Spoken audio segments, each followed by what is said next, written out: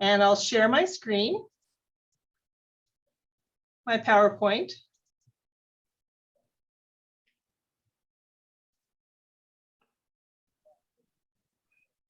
Something flashed, but it didn't come on. Okay, all right. Does everybody else see it? Yeah, a yes from someone else would be great. Yeah, Okay. the library, right. Right, thank you, I appreciate it. Okay, whoops, go back to the beginning. This is how to get started searching your family history. Trying to go back to the beginning. This will be recorded and will be on our website. I just needed to update. There's already a Genealogy Basics on our website, but I needed to update it with some new information. How you generally get started with your genealogy is that you record what you already know about your family. Start with yourself and work backwards in time, every generation, documenting every generation, so you know that you're working on the right family. Look for original records from all sources, not just on the internet, not just in books, not just in family trees, but from all sources that you can find it. One good way to get started is this ancestor chart that I gave you one of these for in your handouts. So you can write down the basics if you're starting from scratch, from what you know about your family and what you don't. It's only 4 generations. So if you need, if you're going back farther than that, you're going to need many pages of this to do your whole family tree. Today, we're going to talk mostly about the US Census and vital records, and that's always a great way to start. When you're working from yourself backwards in time, make sure you talk to your family. It's always great if you have people that are older than you, but if you don't, there's still family, friends, cousins, brothers and sisters. They may know some information about your family that you don't know, even if they're younger than you. They may know something. They may already be working on their genealogy and have a lot of information they can share with you. And try to collect all the family stories, photographs, mementos, whatever you can find about your family. It'll make your story more interesting, and will also give you some more hints about your family. These days, there's such great technology. You don't have to physically own all those photographs, but you can get digital copies of the photographs from families, you know, photographs of a quilt or other family mementos these days. So even if a cousin has it and they don't want to let it go, you can still get that information. Once you start doing your genealogy, you're going to get a lot of paper, a lot of information. And how do you keep track of it? A lot of people start with all these paper forms and put them in notebooks or filing cabinets. And you can do that, but these days, a lot of people record a lot of information just on their computer, either on a software program that lives on your computer, or a database like Ancestry or Family Search or MyHeritage or something like that, where you can record a family tree and add pictures and information on that database. Most people I know have all 3 going. They've got paper forms and filing cabinets, they've got a software program on their computer, and they've got family trees out there on the internet too. This is a 4th generation family tree chart. I gave you a copy of something similar to this for as part of your handouts that were attached to the email.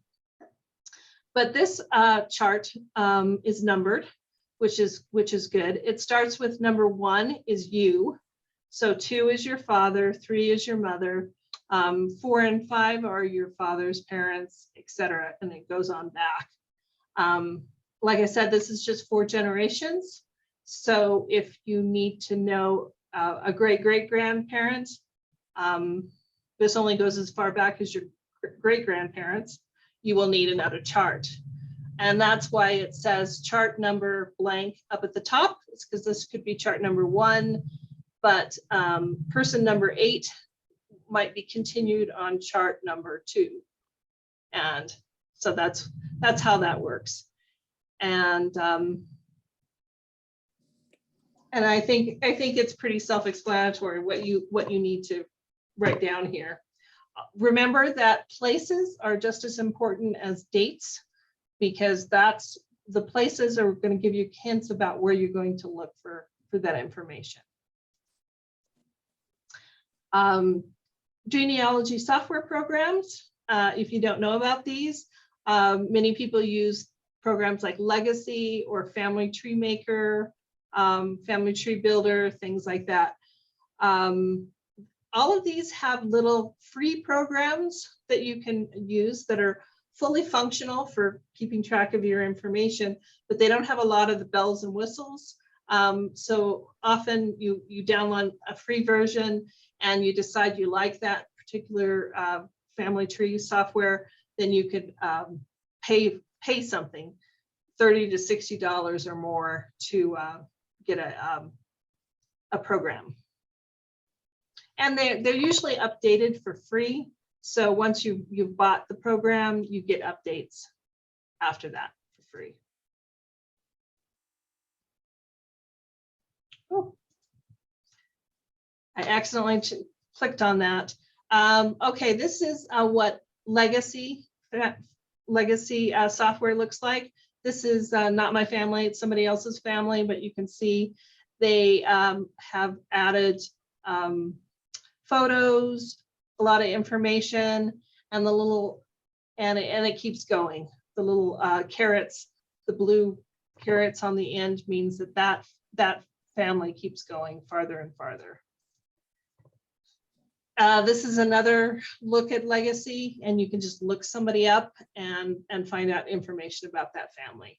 We've got that person, their spouse, all their children, and the information you recorded about them. This is what my family tree looks like at Ancestry.com. And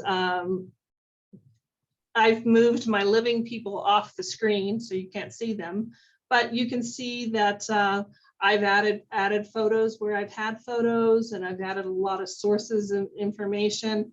The little green leaves are my hints. If you've seen the TV ads on TV, that the little green leaves are your hints. And I have several people that have hints that I can go look at. Ancestry.com is a paid subscription that you have at home, but you can actually have a free account and enter your family tree on Ancestry.com, even if you're not paying for a subscription. You won't be able to search and get the information. You won't get the green leaves for hints, but you can at least keep track of your information there, even with a free account. FamilySearch.org, you can save your family tree on FamilySearch.org. This is the LDS, or the Mormon Church's family history website, and you can search and have an account here for free. Once again, I've kind of moved it over so you can't see my living people. Living folks on both FamilySearch.org and Ancestry.com are private. Nobody else can see them. But if it's your account, you can certainly see your living folks that you've entered in there. And also, just like Ancestry, FamilySearch.org will give you some hints. They are doing a one world family tree. So basically, once I put in my grandparents over here, it just opened up and gave me all the rest of the information because somebody else had already entered all that.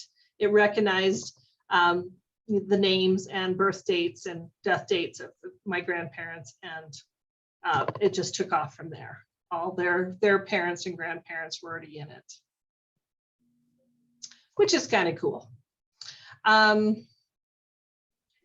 And I said we should begin your research at home. That means not only just talking to your relatives, but looking for what kind of information might already be in your home about your family. Things like birth, marriage, and death certificates, the deeds, wills, and titles, family Bibles, family trees, newspaper clippings, military service records, and more. It says see handout. I didn't give you this handout because I didn't want to inundate you with paper, but I have free home sources handouts at the library if you want one.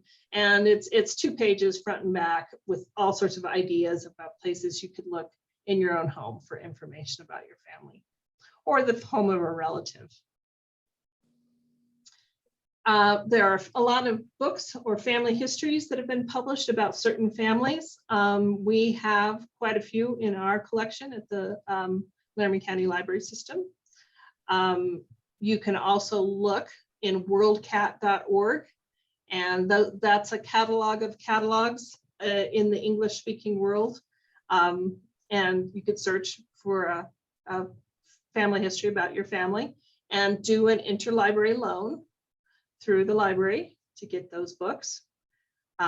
Google Books or books.google.com will often have family histories that are out of copyright and can be seen by anyone, and you can search those. The LDS Family History Library has almost their entire collection of books, genealogy books, has been scanned and are searchable at familysearch.org, including a lot of family history books. Ancestry Library and Ancestry.com databases have family history and genealogy books too in full text. Just because you find some kind of information either on the internet or in a book does not necessarily mean it's true. So you want to double check information that you find and not just copy it from another source, from another person. And like I said, just because it's in print or online or what grandma told you doesn't necessarily make it true. Family stories and most of the stuff you find online have a bit of truth in them, but you just got to make sure that you know it's really your family. And be wary of copying other people's research without any verification. This happens a lot on Ancestry. You know, they give you the hints that lead to somebody else's family tree and you just accept them. You may find that some people are just too anxious to add more generations back, and they've got the wrong people. We're going to talk first about census records. They're one of the best original records, and we're lucky because in the US, we've had a census taken every 10 years from 1790 through 2020, that should say. The 1790 to the 1940 censuses are available for genealogists to search. The 1950 census will be available next year in 2022. Which is coming up soon. The first censuses, the early censuses, have just the name of the head of the household, just that person's name, usually the father, plus a count, either tick marks or a count of others living in the home. And it would usually be male or female at a certain age, how many of those. And so it makes it a little harder to find people who maybe are not the head of the household at that time. 1840 census started listing every person in the household or every free person in the household by name. And then after 1870, everyone is listed by name. So 1840 to 1940 census have everyone by name, including little kids. Unfortunately, the 1890 federal census was mostly destroyed by fire. So there's there's a big gap there from 1900 to 1880. The 1900 to 1930 censuses also include the birthplaces of every person and their parents and additional information. So the birthplaces of both their mother and their father, and a lot of other questions are asked. 1940 census asked the, just that person's birthplace, and only a couple of people on the page were asked their parents' birthplaces. You want to start with yourself and work backwards in time. So you want to start with the most recent census. And I often tell, you know, if you're not in the 1940 census, you're going to have to find someone, a parent or grandparent who is in the 1940 census, and work backwards from there. Anyone that can find someone in the 1940 census can do genealogy. Just, you know, one person that you know of that would have been alive in 1940 census in the United States. The census information is widely available in a lot of different databases. Ancestry.com, Ancestry Library Edition, which is the library version of Ancestry.com, Heritage Quest database, which we have access to through the library, and FamilySearch.org, and you know, most of those other database genealogy databases that you might have a subscription to, MyHeritage or you know, Find My Past, things like that.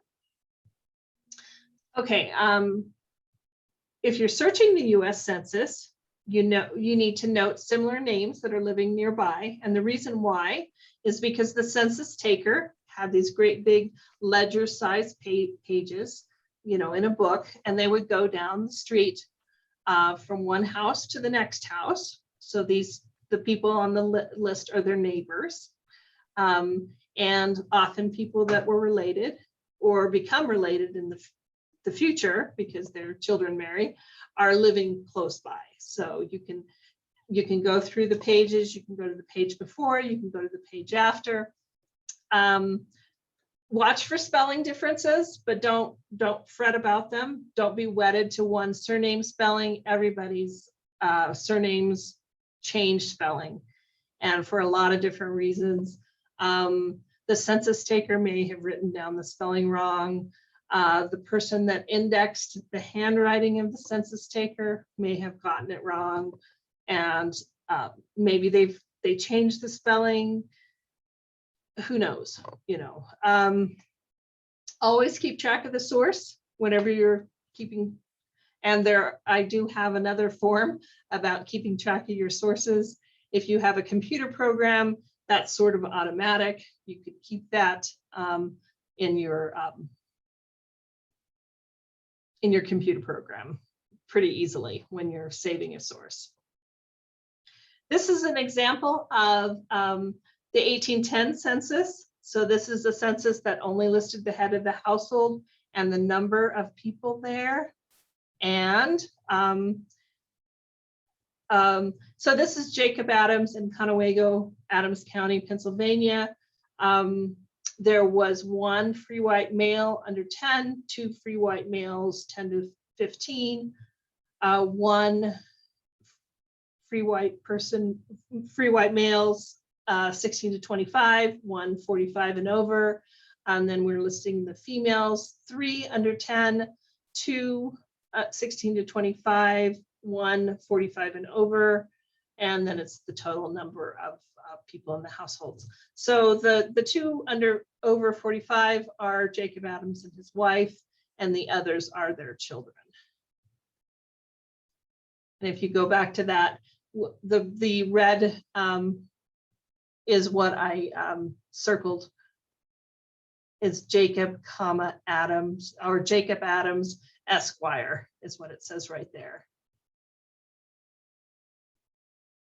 And we'll look more at the census later. This is an example of the 1940 census. So you can see right away, there's a lot more questions asked. This is Harry Jones, which is my grandfather, Josephine, Robert, Kenneth is my dad,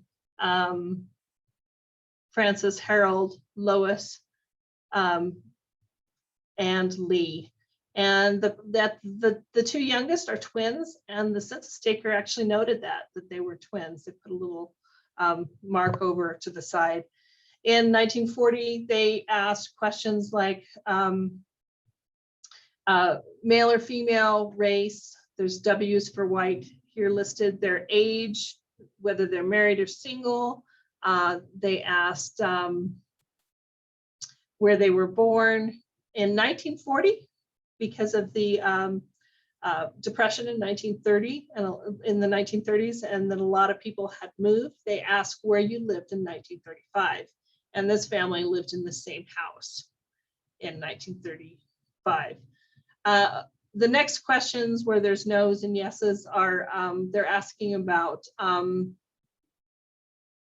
whether you have a job, you're seeking a job, whether you used relief work like the WPA, things like that.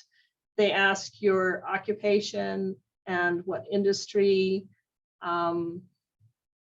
The very end, they're actually asking if it's a farm and are you on the farm schedule, because they had a separate schedule for farms where they asked questions about the crops you're growing, you know, how many cows and horses you have and things like that. Down below, there are two people that are asked more questions, but we're going to go back to this later. But you'll see that how this is listed is the head of the household first, and then the spouse, the wife, and then the children from the oldest to the youngest. And then if there's somebody else living in the household, like a hired hand or a servant or a mother-in-law or a niece or nephew or whatever, that they would be listed afterwards. And not only households, but they would go to prisons or schools or whatever, and anybody that was living at that institution would also be listed too. Okay, so I just wanted to tell you a little bit more about the census, and then we'll go in and talk about Ancestry Library. So Ancestry Library is the library version of Ancestry.com. Ancestry.com is a paid subscription website that you have at home. Ancestry Library is usually only for searching at the library, although they are letting you search Ancestry Library at home through your local library until June 30th, 2021, because of COVID-19 and the fact that a lot of public libraries are closed. And our library's been open, but still we get the benefit of, if you don't feel comfortable coming into the library, you can search Ancestry Library at home through June 30th. How you would get there is you'd go to our website, which is lclsonline.org. You click on the library catalog. This is, where you would go to the library catalog to search for books or whatever. But if you're going to go and search Ancestry, you can click on the databases. I've got that in a little red square. Then you get to this web page, which is GoWild, GOWYLD.net. And you can go straight to GoWild.net if you'd like, but and you'll get to the same place. And if you're at home, somewhere along, maybe when you click on your database, it will ask for your library card number and PIN number. But in this case, I'm on this page and I'm looking down below. There's genealogy, or I can just put in the search. I could just put in Ancestry, or I could go browse databases by title and go to an A to Z list and click on Ancestry. Okay, I clicked on genealogy and I circled their Ancestry Library, which it says right on top there that the home use is available until June 30th, 2021. We can click on that. And also we have access to another database called Heritage Quest. And Heritage Quest is always available at home. but it's just a subset. I'm re-admitting, I think, Pat. So maybe Pat can see me now. I'm not sure, but I just re-admitted him to the class. Okay. This is what Heritage Quest looks like. And like I said, it's just a subset of Ancestry Library Edition. It seems to have all the census records. It has Canadian census records. I noticed it didn't have British census or Australian census records. So it doesn't have everything, but it has a lot of the stuff that you usually use a lot, including the census information. Okay, back to Ancestry. You can begin searching by just clicking on that green button that says begin searching, or you can go under, just search the census, or, wherever you want to get started. I clicked on the search button, sort of that's up at the top left-hand corner, and you can put in a first name, last name, and a place and a year. Those are sort of the minimal information that you need to have. And a place your ancestor lived might be where they were born. It might be where they died, or just some place that they lived. And it could be just a state. The birth year can be just a guess if you have a pretty good idea when they were born, down to within 5 or 10 years. You can put in a guess. Under show more options, which I've circled, that's going to give you, it's going to open up all these other options. Things like you can add an event, you can add a family member. I added that August Haug, which was my grandpa, my mom's dad. Well, actually, this is my great grandpa, my mother's grandpa. He lived in Kansas. He was born in about 1850 in Germany, but he did live in Kansas at some time. Down below, I put 1850 Germany, and any event, he lived in Kansas. His spouse was named Catherine. So August Haug is not a common name. In fact, I could just put in his name and probably find him, but there are more than one. Even though it's not a common name, there were more than one August Haugs in the United States. And, several of them were not related to me. Both my great grandpa and grandpa were both named August Haug, but August Wilhelm or William Haug was my great grandfather. And it came up with that. He was born in 1850 in Germany.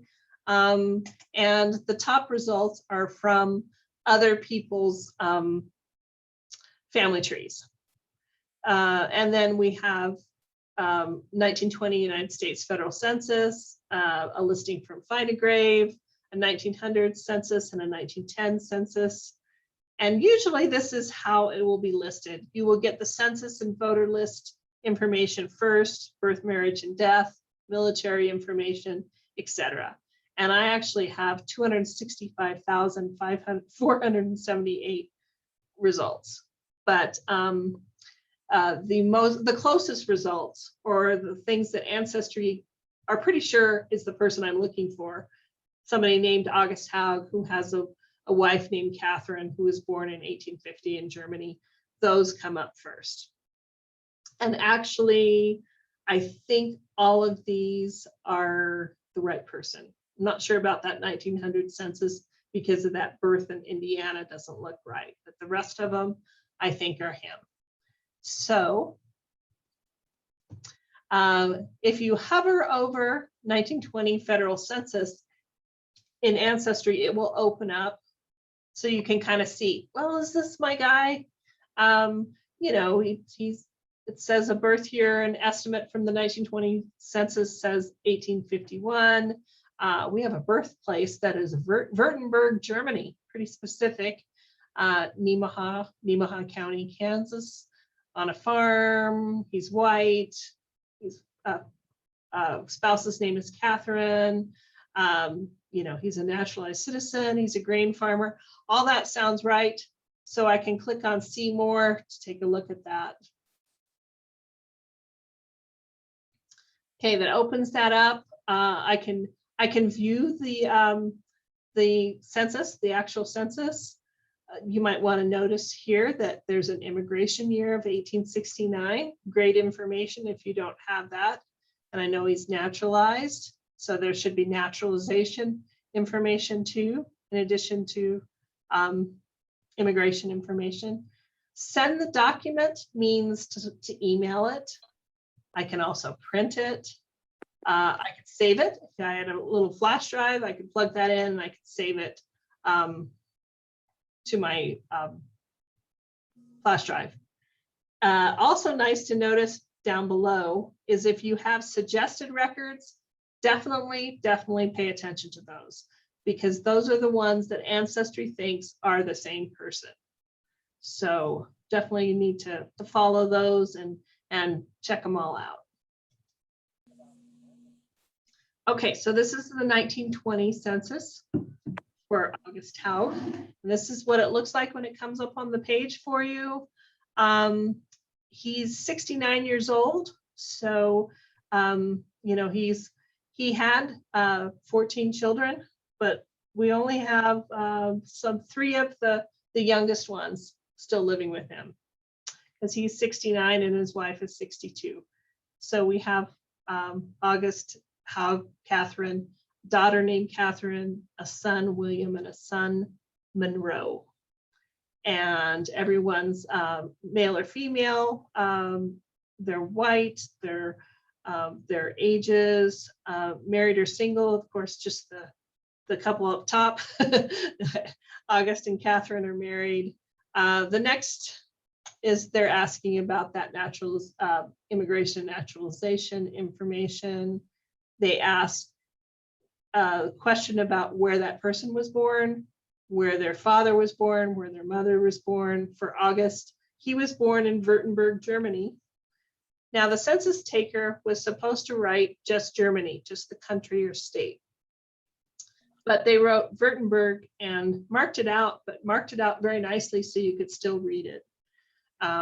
So that's an extra hint. Catherine was born in Indiana. Her parents were born in Germany. So that gives us some ideas about them and where to look for them in previous censuses. This is a little more up close, just so you could see in the middle, the 1869, the year of immigration. NA means he's naturalized, and 1890 is his year of naturalization. And you can see, you know, it says Württemberg, Germany. He speaks German. That's where they asked about language. And you might notice that everybody on the page, almost, parents, at least their father, and some of them, their mother too, were born in Germany and spoke German. I think there's some, I see Bohemia down here, but mostly German. And that's not too unusual, because people would move sometimes as a group and settle together with other people that were like them, you know, other Germans that wanted land in Kansas in the 1870s. I see immigration years of 1882, 1893, etc. And it's kind of nice that Ancestry, the little gray things at the top and the bottom, will tell you what this says if you have a hard time reading the handwriting. This is actually pretty clear handwriting. Sometimes it's not. Over on the right-hand side, there are ways to make it bigger or smaller. Like I increase this a little bit to show you. The thing that looks above that, the plus or minus, is the tools bar, and that's what you would do if you wanted to print it. The save is up at the top. Okay, this is even a little bit more up close of the same thing. And you can kind of, this is a little bit easier to see where they said Württemberg. And you can notice up above, the census taker wrote Odenberg. I think if I've seen the name of the census taker at the top, and he was also German, and he knew exactly what they were talking about when they were telling them the areas of Germany that they were born in. Okay, that's the 1920 census. And I know he immigrated in 1870, so I should find him in the 1910 census also. And here he is with, he's 10 years younger. So he's got more kids with him. And in the 1910 census, it says he's born in Switzerland. And his parents were born in Switzerland. And that's because borders changed. And the census takers were told to record where, with the current borders, with the 1910 borders. His home is currently in Switzerland, although, 10 years later, it's going to be in Germany. And it's in Germany now. But you can look above and you still see a lot of folks that were born in Germany. I see some Nebraska up there too, and some Kansas. They speak English. They're saying now. And they're farming. And I've circled that you can go to the page before, the little carrot over here on the left, you can go to the page before, or you can go to the page after. In this case, I want to go to the page after because I want to know if there's more on the next page. The youngest child is 14 on this, and it's Katie, who we saw 10 years later, who had some younger siblings. So I think there might be, yes, and there are two more kids on the next page for this family, a 12-year-old and a 7-year-old. And there's a boarder named Alice Rogers who lives with them. She is 18-year-old. She's born in Kansas, but both her parents were born in Ireland. She is if you look on the occupation over on the right, she's a teacher in the public school. And so they have the teacher living with them. And this August Haug had so many kids, he actually donated the land for the school, built the school, and hired the teacher and had him living in their house because he needed to educate his kids, and also all the kids that the neighbors had, which was quite a few.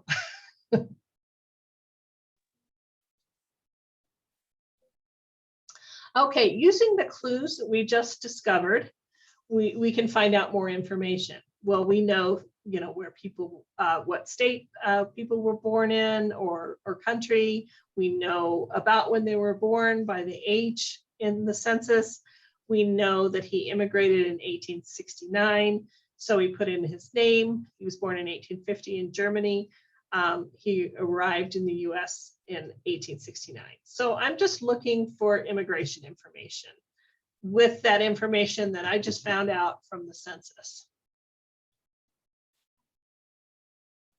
Okay, so I look through here and, that first one, that's not right because his middle name is Wilhelm or William and not George Friedrich.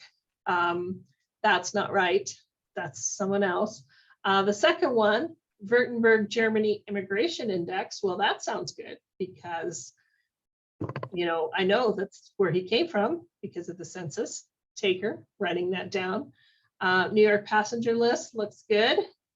It's the right time. So I have got some good things to look at. And notice we also have a birth date of 7th of August, 1850. I already happen to know that the reason why he's named August is because he was born in August. So that's some good hits there. So this is the Württemberg, Germany Immigration Index. So it's just an index. It's just gonna give us some index information.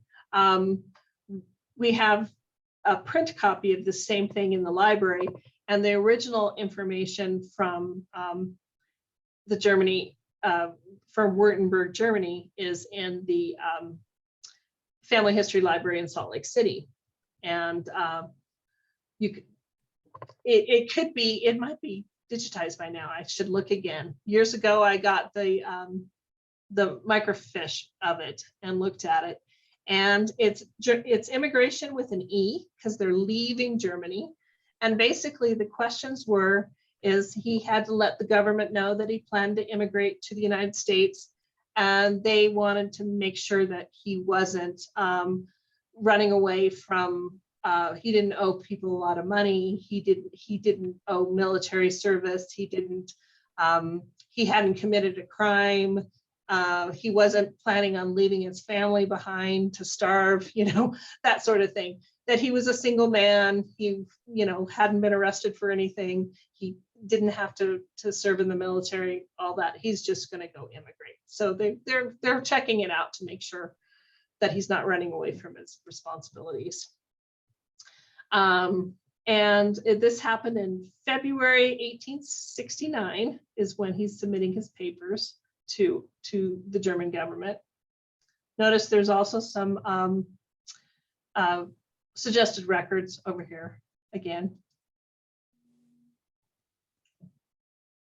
This is the New York passenger list from 1820 to 1957.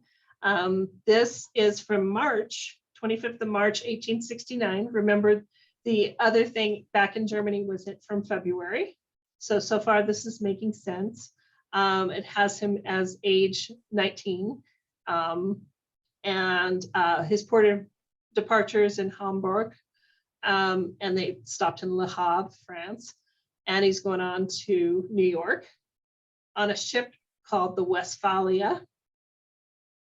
And down below, I have a big red thing that you can see that there is the source of where this information came from. And we can view the original document. We can send that document, email it, we can print it, we can save it, all those things again. We're going to look at it right here. And we have from the Westphalia, number 165 is Reinhard Haug, who's 22, and he's male, and he's a smith. So they're asking the occupation. But below him, we have August, and then ditto marks under Haug. And he is 19 and male, and he's a cartwright. So a smith and a cartwright, you can kind of see them working together. A cartwright, of course, is fixes carts and wagons and things like that. And the smith is a blacksmith. You'll see some of the other people on this page are laborers or carpenters, smiths, joiners, coopers. So they're working with their hands, physical laborers. If you look up and down, it says Germany. That was the question of where they're coming from. And then it says United States. You can just see United. That's where they're going.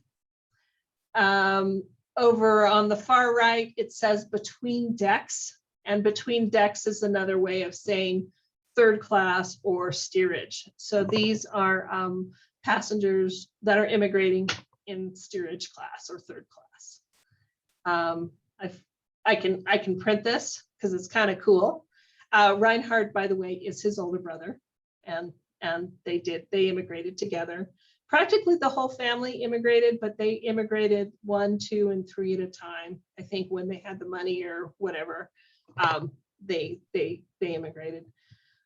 The oldest brother stayed behind because he inherited all of the land, all the property that they had in Germany, but the younger brothers, and there were many of them, and sisters in many cases, immigrated to the United States. And they all end up in Kansas in the same area. Okay, one of the things that was the suggested records was the passenger ships and images results for the Westphalia. And that was the ship they were on. So I can look at pictures and the history of the Westphalia. And it tells you a lot of things about the ship, you know, when it was originally made and who owned it and things like that. If you look down below where it says history, there are 150 cabin passengers and 680 passengers that are in third class. And the third class passengers were living in bunks that were sometimes double bunks, sometimes triple bunks, and they would separate single men from single women, and they would also might have a third area that was families, or sometimes the families would be with the single women, but the single men were separate. So Reinhard and August were with the single men in bunks, probably sharing the same bunk, because the conditions were very crowded. That's what the Westphalia looks like, or looked in that time period or a little bit after. Okay, also in Ancestry, we need to look at vital records, and vital records are civil records of births, marriages, and deaths. The keeping of the official death or birth records only began after the mid-19th or early 20th century. So depending on how far you're looking back, you're not going to find a death certificate or a birth certificate, but you might find baptismal records or other church records, burial records, things like that. Unfortunately, many vital records are not on any internet database, and you have to go to the source to find them, especially the newer ones, because they're protected by privacy laws, and they're worried about identity theft and things like that. So sometimes you have to go to wherever the source is, the county courthouse in the place where they were born, or it could be a state vital records office or something like that. But there's a surprisingly a lot of information you can find. August Haug, the younger, my mom's dad, my mom's mother is, well, August Haug was married to Blanche, and Blanche was my grandmother. And I'm looking for birth, marriage, and death information for her. So I put Blanche Haug.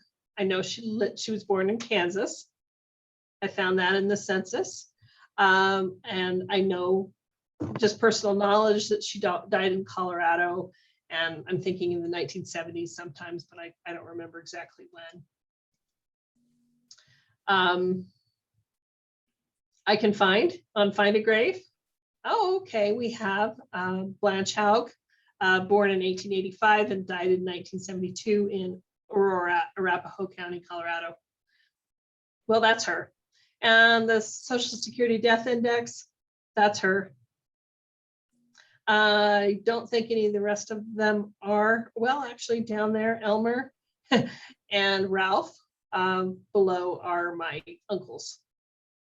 I don't know about the one in Dodge City, but the rest of them, they're right. That's my grandma. So we're going to look at those.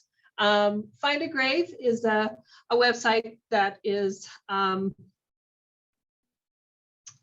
was started out at least as an independent website where everybody would just enter their own local information.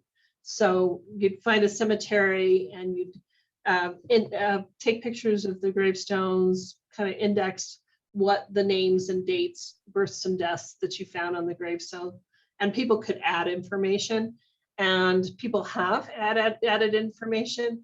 We have a cemetery in Mount Calvary Cemetery in St. Mary's, Kansas, Pottawatomie County, and that's where she's buried. And we have the information about who her father was, who her mother was, the Beckers. Whoops. I make a wrong click here and then go astray. Okay, back to this.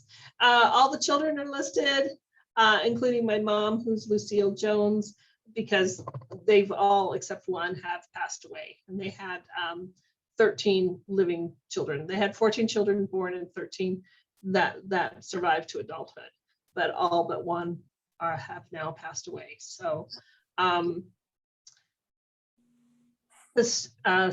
we have suggested records. Any of those things that are blue are links to more information. We can go out to the website and see more information. The Social Security Death Index, that information, if you want, that's great for more recent deaths, because the information starts in the 1960s and to current information. And these are just folks that were collecting a Social Security check at the time of their death. So it's not going to include younger people that died, just people that were getting a Social Security check at that time. This information is at FamilySearch.org, Heritage Quest, Ancestry Library Edition. If you've got that information, you can request their original Social Security application, which will tell you more information about, if you need this, about their birth date, their work at the time when they submitted the application. Usually it's in their own handwriting. So you got their handwriting or a copy of it. This is what Ancestry's Social Security database information looks like. It's under birth, marriage, and death. I looked for Blanche, and her Social Security number was there. For this presentation, I kind of put a white box over it so you couldn't see it. But the older deaths, they do have the Social Security number, because I think they're not so worried about identity theft, because these folks have been gone a long, long time. And if they were alive, she would be, 145 years old or something like that. So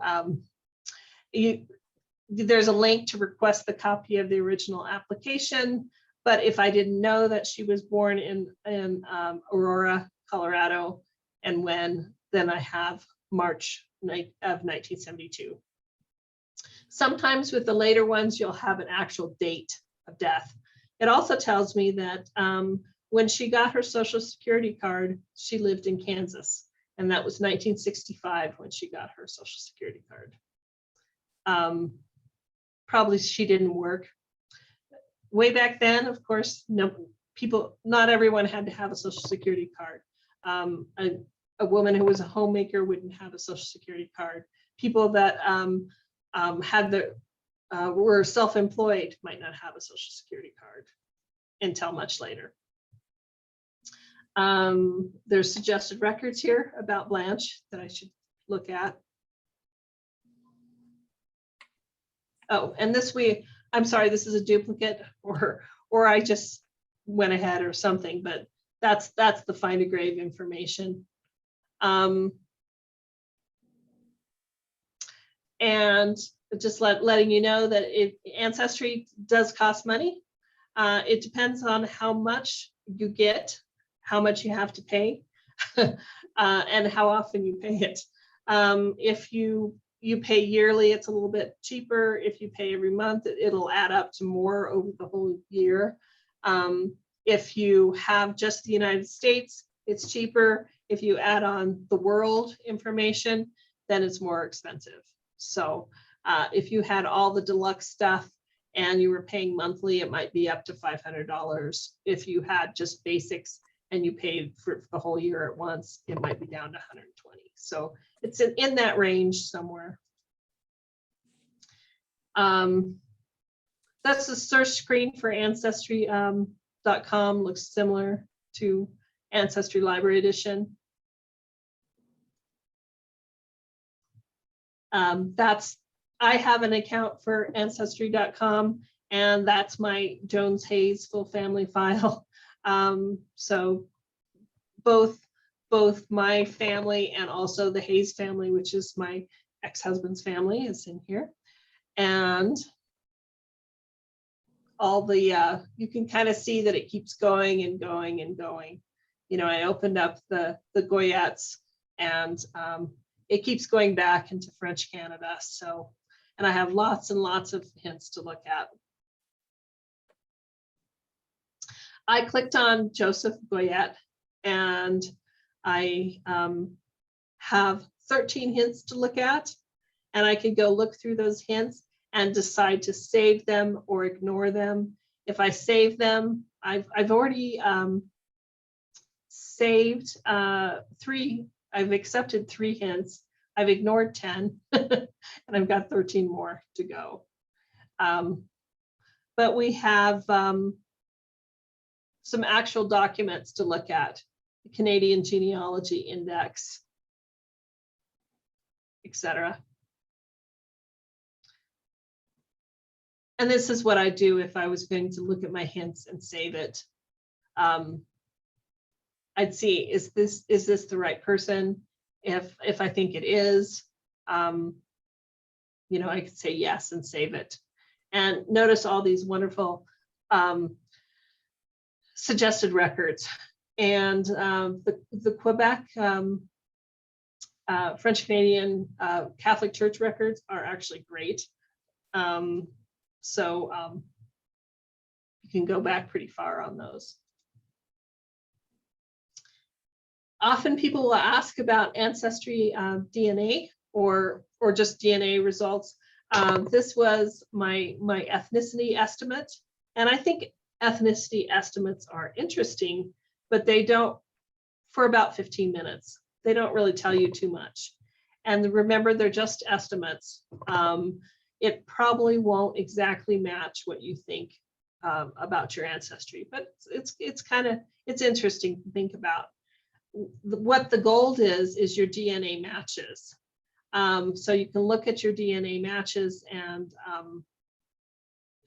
figure out how they're related to you. And if they're willing to talk to you, they may be able to give you some information about the family. You can share information. The through lines are really pretty cool. If you have a family tree in Ancestry, the through lines kind of work with your DNA and your family trees, and they tell you how you're related to all those DNA matches. And this is what the through lines are. These are my ancestors, you know, and I could click on one of them and take a look at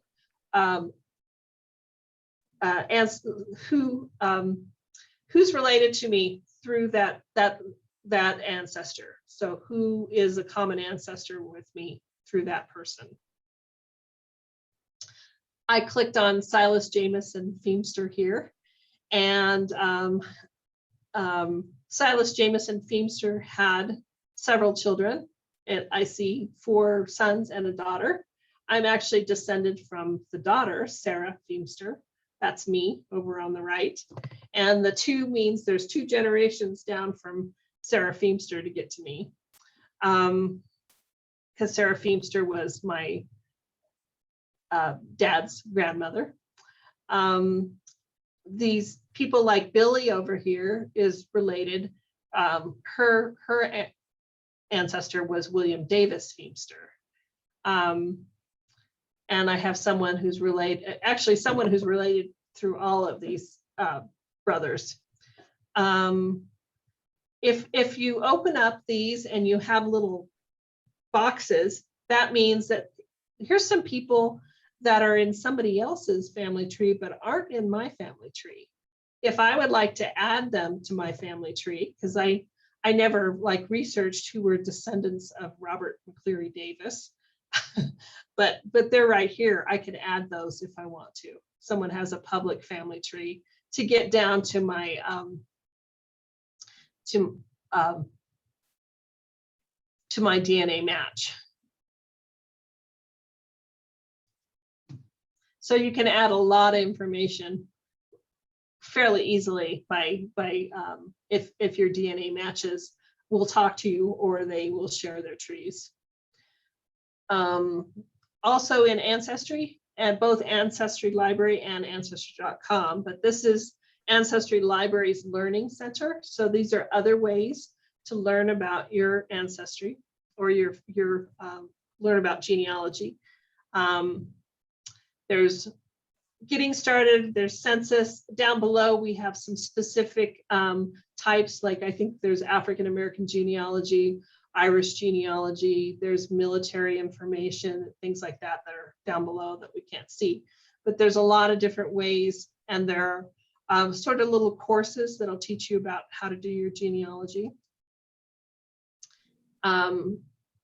Ancestry.com, the one that you pay for, has more, but and they have little videos and things like that. Information about how to do your DNA, things like that. Heritage Quest, which is owned by Ancestry, basically. Well, Ancestry is owned by ProQuest, and ProQuest owns both Ancestry and Heritage Quest. So it looks a lot alike, but you'll notice that the Getting Started, the Census, and the Beyond the Basics is all that they have. They don't have some of the special things, the military and African American, Irish, the extra stuff down below. But they have some basic information that you can learn. Also, I recommend the FH Guide, or the familyhistoryguide.com. This is what the Family History Library in Salt Lake City, or familysearch.org, has put together to help you do your genealogy. And they have specific things, like they tell you how to search Family Search, or how to search Ancestry, or MyHeritage, Find My Past, those databases. You can look under countries, and if you want to know how to do genealogy research in Poland or Italy, they'll have countries that you can look into that information. I also love to just look sometimes in YouTube to see what genealogy courses may be in YouTube, which is actually where the Laramie County Library has a YouTube channel, and they save, all of my genealogy classes there, in addition to things like story times for kids and things like that. But this, I just went to YouTube and I searched genealogy, and well, there's a Genealogy 101 from Ancestry that's over a half hour long.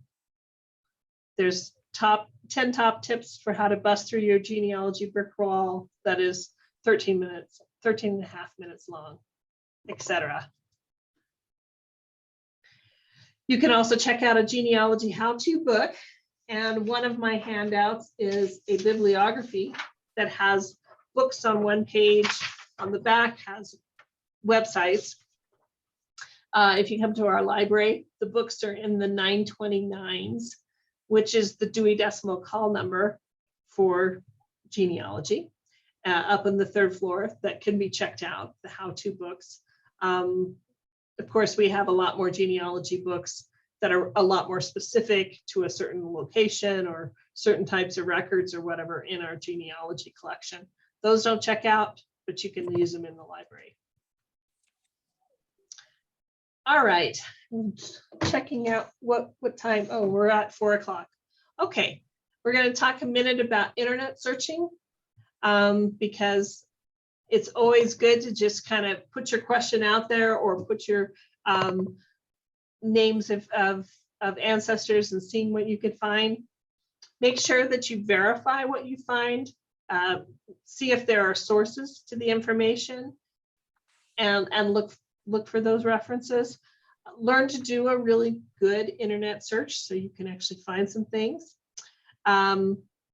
Google used to have a little button that said advanced search, but now usually how I find this is I just Google advanced search. You know, I put that in the search, Google advanced search in the search box, but it's www.google.com/advanced search. And it looks like this. And it tells you all the different ways that you can do a better search. Things like putting exact phrases in quotes or truncation and things like that. So you can find pages with all those words or an exact words or phrase or any of the words, these words, if you have synonyms, you know, like woman or female or, you know, woman, women, female, girl, I don't know, you know, if you want to put in some, you're looking for synonyms. None of these words, you want to know more about Vikings, but you don't want to know about the football team. So you might well say, you know, Vikings, but not football team. Numbers, that's great for a range. If you think somebody was born between 1850 and 1870, but you don't know exactly when, you can put a range of numbers. And there's a lot of other things. You know, you can search by language. If you're getting a lot of hits that are not in a language you can't understand, you can narrow it down that way. I used some of these principles to do this search, which was early on. I showed you the 1810 census with Jacob Adams, who lived in Conewago, Adams County, Pennsylvania. And I just put in Jacob Adams in quotes, so I don't get all the Jacobs or all the people named Adams. And Conewago is a small enough town. I thought I could use that as another word. I could put in his wife's name or, you know, his date of birth or whatever. But he's the one that's Jacob Adams, born 1761, died in 1822. That's him. So most of them are him. And most of this on the page is actually the right family. And which is pretty cool. This was one of them I clicked on, this Family Heart online genealogy database. So a lot of people are putting their family information on the internet. And this is from RootsWeb, which is a database. Well, it's a website. And Maria Storm was Jacob Adams' wife. So this is actually telling about Maria Storm. I have her parents, and she married Jacob Adams, and all their children are listed, all sorts of, and links to more information about all those people that are listed. You can also just do a search and search for videos. This is another way of looking for like a specific question. I put in internet genealogy and as a subject, and look for just videos. And you can also limit to, I don't want to, you know, you don't want to see videos that were made 10 years ago, because things have changed a lot in the last 10 years. So you can limit it to just the past year and see what's available. Or there's a custom range if you just want, say, since 2016. You can use social media, like this is Facebook. This is the Jones family private page, which is my dad's side of the family. So you can start a group and just invite people that you know are related to you. And at this, when I took this picture, there were 46 members. There's a nice little picture of Gomer Jones there on top. And he's actually was married to Sarah Feimster. And I love this picture because he's got not only a wonderful beard, he's got a piano and a guitar in the picture. So this was a musical family. And we share other things, you know, like when I found, I didn't start this, but when I found that my dad was in World War II and the ship he was on was sunk in World War II, and it was actually found by divers, and they have video of it. That was kind of cool. Okay, I know I've talked a whole lot, but the summary is that you remember to start by recording what you already know about your family, talking to your family and see if, you know, see what they know. Read a how-to book or magazine so you know how to get started.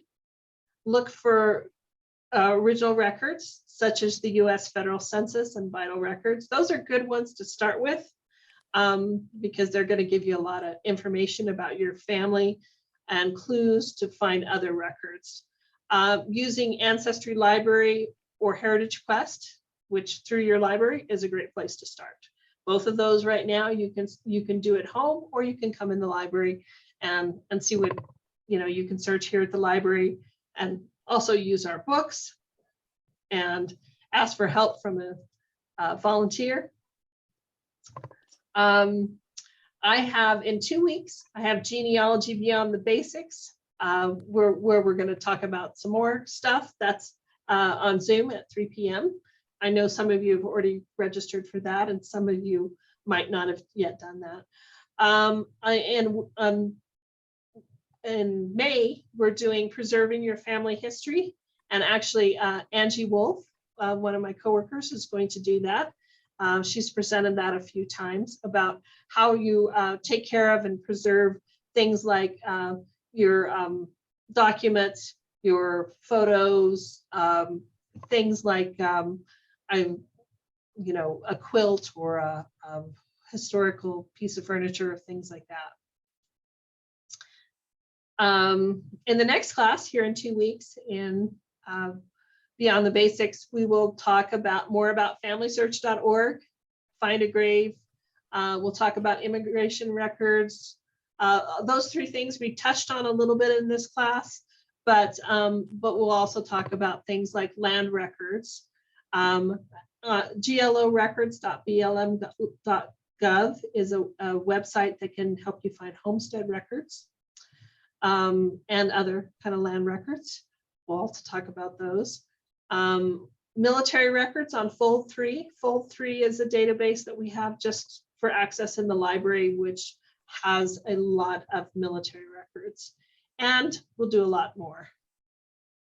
Remember that our genealogy section is special collections up on the 3rd floor, and we have about 20,000 genealogy books and microfilm. And you can come in anytime the library is open and search that. We still are requiring masks in the library, so you have to wear a mask the whole time you're in the library, but you're not limited to 3 hours. You can be here as long as you want. We have, you come in with your computer and use our wireless or use our computers, and we'll help you out, get you started. Okay, if you have any questions, this would be the time to ask them. You can unmute yourself and just ask them.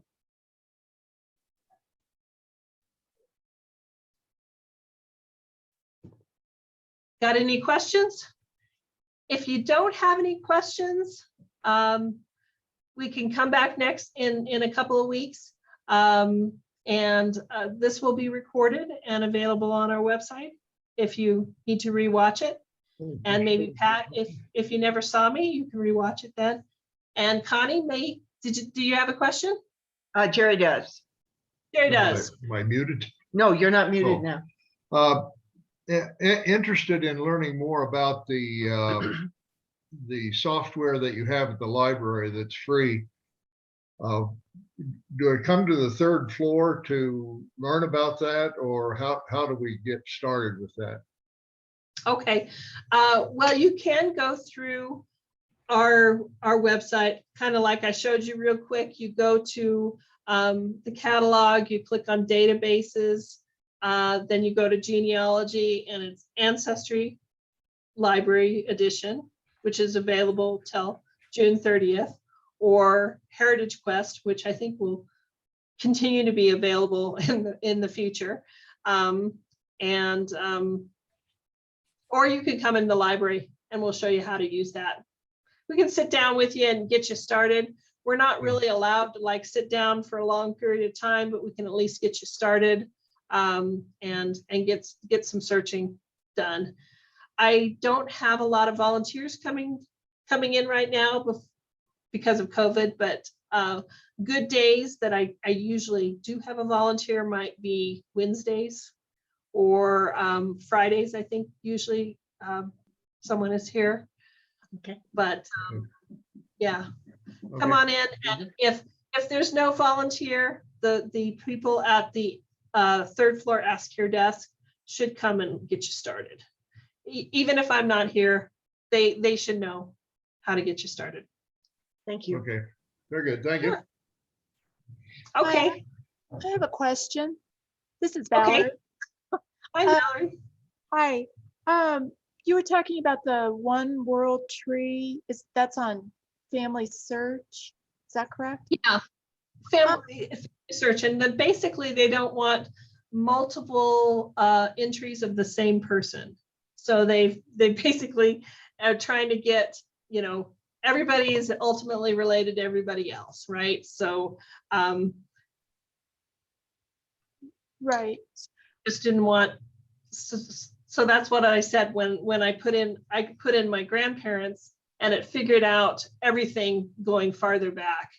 And but the only problem is that your tree is not just your tree in Family Search, because everybody else has access to all the deceased people. And they may change things, they may alter things.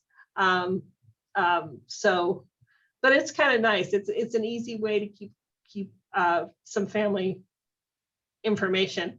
And I found out a lot from familysearch.org, and it's a great database. Usually if people want to search at home, I will recommend familysearch.org. Right now, we have access to Ancestry at home too without paying for it. But I don't know if that answers your question. Well, yes, kind of. So when I looked at, because I like to use Family Search, and I've learned a lot on there, but one of the issues, as I'm sure everybody finds out, is that there's, in one of my trees, there's a man who has a name that is the same as someone who was born at around the same time. So people get the trees mixed up, and it's not possible to be living in two counties and two separate states and dying in 1865 and dying in 1882 in two different places. So the trees get really mixed up. And Right. yeah, it's kind of, and I mean, I thought maybe they were cousins or something. They probably are related somehow, but there are two distinct men, one born in 1802, one born in 1809, but they seem to be thoroughly mixed up. Yeah, that happens a lot.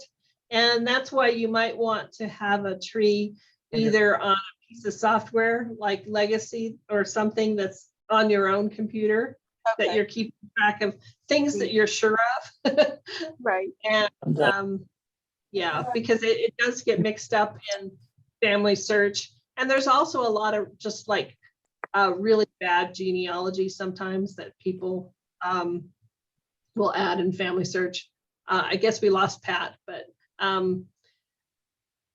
one thing that I've noticed is that you can put a watch, like my grandparents and great grandparents, I watch them.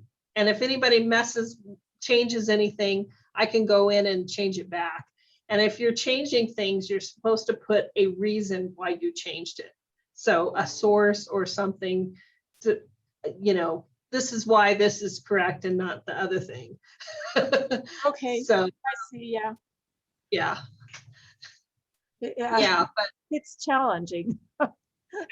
right. Yeah, I usually recommend, you know, Family Search is great, but have your tree somewhere else because yeah, all the dead people, all the deceased people in your tree are available for someone else to go in and change. Or so yeah, it'd be good to have a tree somewhere else that's just yours, that nobody else can change.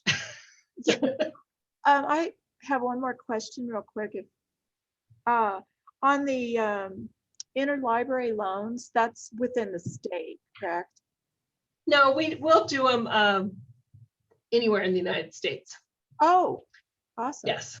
Okay. Yeah, and we'll actually do Canada too, but it's just Canada or the United States for getting other books because it's easy and not terribly expensive to mail because they're mailed. Yeah. Oh, okay. Thank you. It costs $2 per interlibrary loan, but that's less than it actually costs to mail them. How long do you have how long is the loan? Does the book stay in the library, and how long is the loan for? Most of the time, the lending library, the library that owns it, says how long you can check it out. Okay. But most of the time it's 3 weeks, and most of the time you can take them home. Oh, Sometimes if it's a delicate book or a rare book or something that they've actually decided to loan to us, they will say that you have to use it in the library. And that sometimes happens with genealogy books. okay. But usually, you know, once you've consulted it and found the information you want, well, you're done with it anyway. So Okay. yeah, Thank you. make copies. Yeah, you're welcome. Okay, anybody else have a question? You can email me if you have a question, and I will try to answer it. You can come in the library and ask a question, and we can get you started with Ancestry or Heritage Quest or Family Search or whatever you want to search, and see if we can get you started. Bring a flash drive. That's really helpful. So you can plug it in and save information on the flash drive and have it on your own computer, or bring in your library card and some money to do some printing. Okay. All right. Thank All you. right. You're welcome. Well, I think we're done. So I hope to see you in 2 weeks. Okay. Thanks. Thank you.